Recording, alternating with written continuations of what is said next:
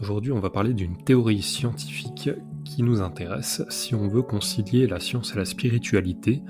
Il s'agit du solipsisme convivial. Et pour parler de ça, il va falloir aborder la physique quantique, et plus précisément le problème de la mesure. La physique quantique, c'est la branche de la physique qui étudie les particules à un niveau vraiment minuscule, comme les électrons et les photons. Un des plus gros mystères de la physique quantique est ce qu'on appelle le problème de la mesure. Imaginez que vous avez une pièce de monnaie qui tourne en l'air.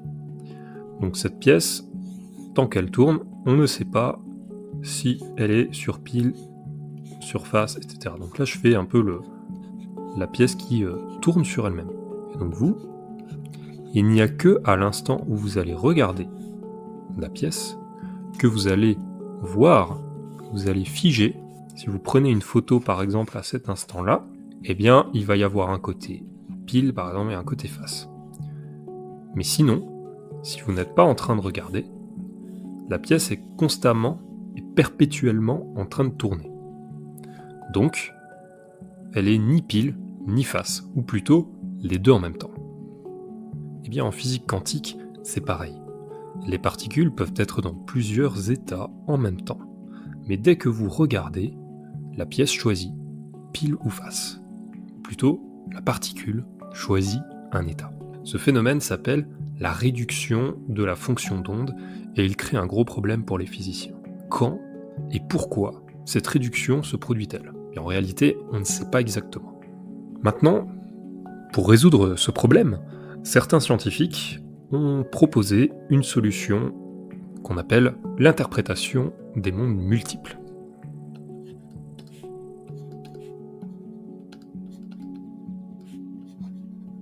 En gros, au lieu que la pièce de monnaie choisisse pile ou face quand vous la regardez, elle choisit les deux. Chaque possibilité se réalise, mais dans des mondes différents. Donc ça signifie que chaque fois qu'une décision est prise, que ce soit par une particule ou un être humain, l'univers se divise en plusieurs versions de lui-même, un pour chaque résultat. Donc quand j'ai ma pièce de monnaie qui a terminé de tourner, eh bien en fait, elle va tomber, mais pas dans une seule position, elle va tomber dans deux réalités. C'est-à-dire qu'il y a une réalité pile qui va exister en même temps qu'une réalité face. Et ce qui va se passer, c'est que vous allez en observer une des deux. Donc soit vous allez regarder face, soit vous allez regarder pile. Mais ces deux réalités coexistent en même temps. Ce que ça signifie, c'est qu'il existe un nombre infini de mondes parallèles où toutes les possibilités se produisent. Mais du coup, ça pose une autre question. Dans quel monde sommes-nous à l'instant T en ce moment ? Et surtout, qu'est-ce qui nous relie à notre réalité, à nous ? Qu'est-ce qui fait que vous allez voir pile et pas la réalité face ? C'est là qu'intervient le concept du jour, le solipsisme convivial. Pour faire simple, cette idée nous dit que chaque observateur crée sa propre réalité. Premièrement, imaginons un instant que vous et moi, on fait la même expérience. On observe, tous les deux, une pièce de monnaie tourner. Selon le solipsisme convivial, chacun de nous va s'accrocher à une réalité particulière où on verra peut-être des résultats différents. C'est-à-dire que moi, je vais peut-être voir pile, donc ça c'est moi, ça c'est vous. Eh bien, sur cette pièce qui est en train de tourner, moi, je vais voir pile, et vous allez voir face. Mais cela ne crée jamais de conflit, car en fait, nous sommes simplement dans deux branches différentes de la même réalité. On est juste chacun sur une branche de la même réalité, qui elle-même est encore une branche, qui est encore une branche, d'un arbre gigantesque de possibilités de réalités multiples. Et ce qui est fascinant, c'est que dans cette vision du monde, nous créons notre propre expérience du réel, et nous ne sommes jamais en désaccord avec l'expérience des autres, parce que chacun vit dans sa propre version de la réalité. C'est pour ça que c'est appelé convivial. On ne peut pas entrer en conflit avec la réalité de quelqu'un d'autre, car on n'a pas accès à leur réalité. Il ne s'agit pas de faire du relativisme, il s'agit de perspectivisme, c'est-à-dire que l'on voit la même chose, mais d'une autre perspective. Car si on est incarné dans qui l'on est, c'est que on doit voir les choses à partir de la personne que l'on est, à partir de ce qu'on expérimente. Et c'est exactement la même différence qu'on a entre le chimiste et l'alchimiste. C'est que le chimiste, c'est uniquement l'expérience qui compte, il va chercher une réalité objective, alors que l'alchimiste va chercher une réalité subjective, car l'expérimentateur influence l'expérience. C'est pour ça que dans le solipsisme convivial, il n'y a pas de réalité absolue. Ce que je vois, ce que je ressens, c'est ma réalité à moi.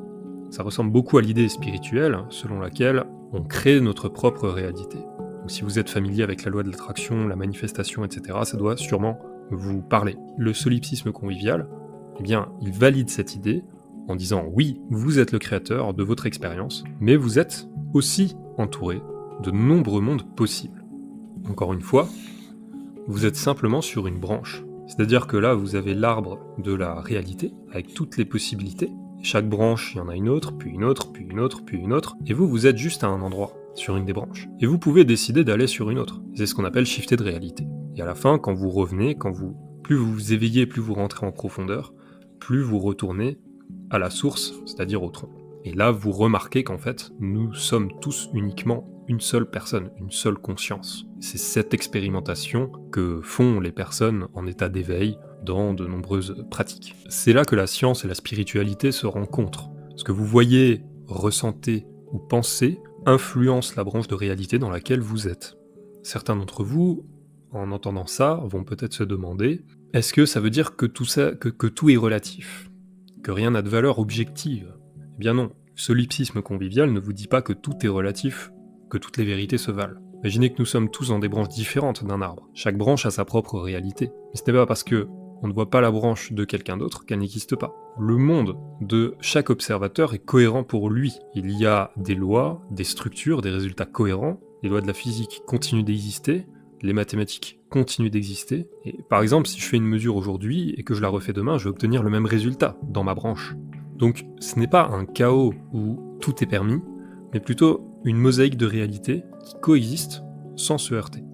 Et ces réalités peuvent même se croiser. C'est juste vraiment une question d'échelle. Car en réalité, vous pouvez très bien vous situer sur un arbre de réalité, avec une personne et une autre, chacun a sa branche, mais vous appartenez au même arbre de réalité. Et en fait, cette réalité-là, ça va être la branche d'un arbre plus grand. Et donc là, vous allez à nouveau vous allez avoir une dualité entre ces deux réalités. Et donc là, vous obtenez des réalités de groupe. Et ici, vous allez encore vous retrouver. En fait, ce tronc-là, finalement, qui est là où ça se rejoint entre deux groupes, va à nouveau être la branche d'un arbre plus grand. Et ainsi de suite, jusqu'à la source. Alors maintenant, on va revenir à la manifestation. Parce que je sais que c'est un sujet qui vous intéresse beaucoup. Donc je mets SC pour solipsisme convivial et manifestation.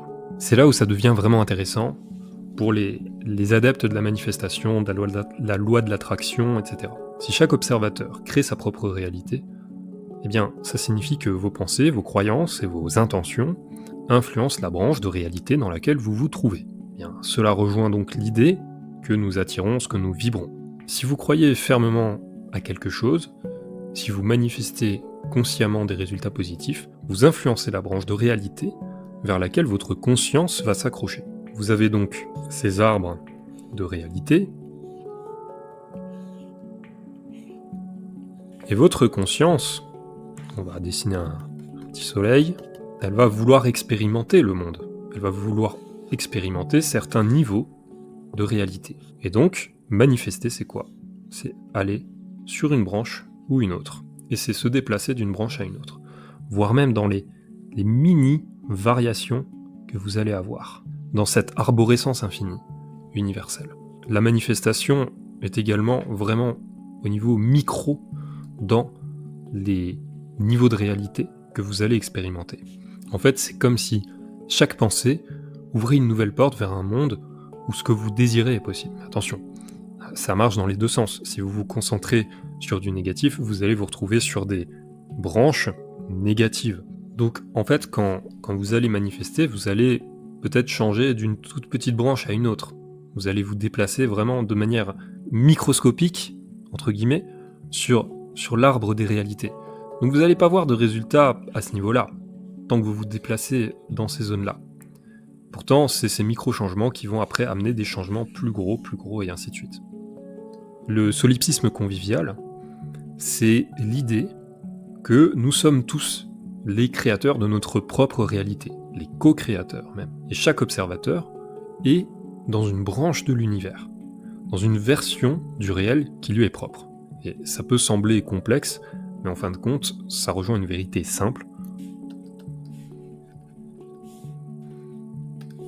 Ce que vous vivez est ce que vous créez. Alors, si vous croyez au pouvoir de la manifestation, eh bien, sachez que même la physique quantique soutient cette croyance-là. Simplement, il faut bien la comprendre. C'est pas quelque chose de magique, et la plupart des gens ne comprennent pas ce que c'est la manifestation et mélangent tout et n'importe quoi en reliant le mot quantique ou spirituel et à tout ça, sans vraiment comprendre de quoi il s'agit. Ce qu'il faut comprendre, c'est que vous êtes l'observateur. Comme vous êtes l'observateur, vous êtes le créateur. Vous avez un contrôle immense sur la réalité que vous choisissez de vivre. Si vous avez regardé cette vidéo jusqu'à maintenant, écrivez solipsisme en commentaire pour me montrer que vous avez regardé jusqu'au bout, et à très bientôt pour des nouvelles explorations et pour finalement plonger dans la partie invisible de l'iceberg de la réalité.